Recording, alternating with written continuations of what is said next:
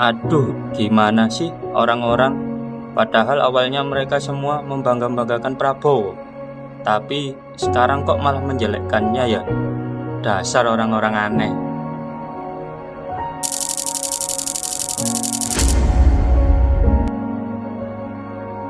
Kita hidup di negara demokrasi. Tapi, benarkah demokrasi hari ini masih tentang rakyat? Atau justru berubah jadi polarisasi? Pemilu sudah usai. Presiden pun sudah terpilih. Tapi, kenapa suasana belum benar-benar tenang? Katanya, perbedaan sudah berakhir di bilik suara. Tapi kenyataannya, kenapa perbedaan itu masih terus bersuara?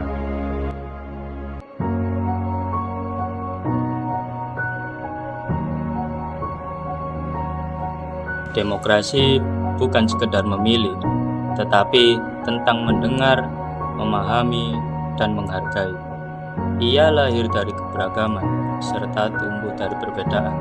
Namun, di tengah semangat itu, Sembarang anak-anak lihat astaga anak-anak tadi. Oh, masa ngebaik juga. Gak ada sabu. Oh iya bro. Gimana sih menurut lu tentang pemerintahan Indonesia kita sekarang? Sebagai mana bobroknya sekarang? Dari makan siang gratis yang beracun, demo di mana-mana, wakilnya nepotisme, PPN naik, pajak naik.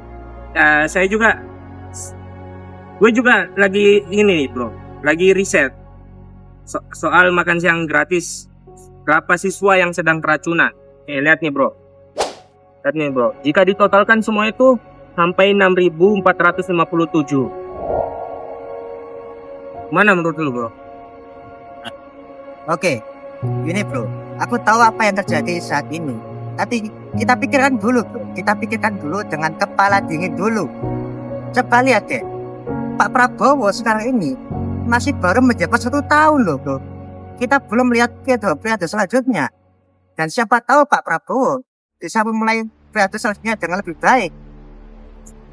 Dan masih mending loh Pak Prabowo daripada Mas Anies ini yang penuh dengan janji-janji manis. Gimana mau menunggu periode selanjutnya bro? Sedangkan pas awal pemerintahannya tahun ini, tahun pertama dia memimpin, sudah banyak kejadian. Tidak seperti Anies. Anies itu pintar, bijaksana. Sedangkan Wowo yang sudah berumur, kalau Anies jadi presiden kita banyak diuntungkan. Tahu gak? Dari BBM gratis. Jadi kita itu nggak pusing BBM gratis itu gimana. Kita nggak perlu bayar lagi gimana. Mana-mana isi bensin ke pom bensin, antri, isi, nggak perlu bayar.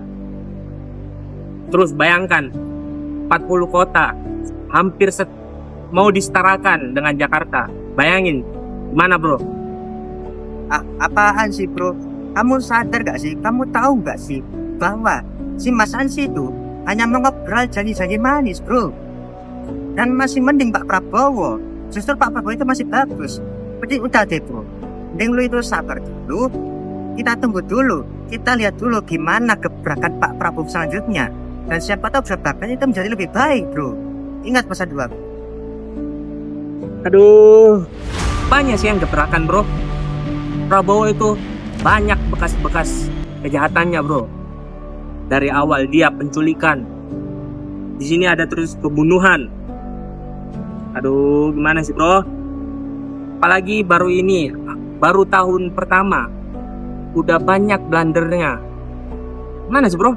Lu sadar gak sih? Udahlah, lu gak usah ngajak gua nongkrong lagi. Mulai sekarang, paham gak sih lu? Lu itu lagi di bawah kendali politik adu domba. Udahlah, males gua ngobrol sama bazar gratisan. Kok dilarang?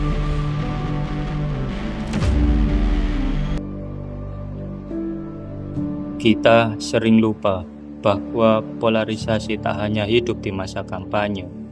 Ia tumbuh dari komentar, dari bisik-bisik, dari dinding pemisah yang kita buat sendiri.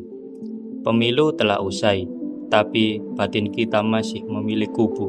Padahal bangsa ini tidak sedang bertanding, melainkan sedang berjuang bersama.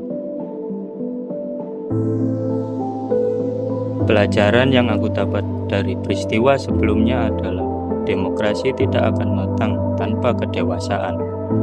Kritik boleh, berbeda pun boleh, tapi jangan sampai kehilangan empati. Kita boleh berpihak, tapi berpihaklah pada kebenaran, bukan pada kebencian.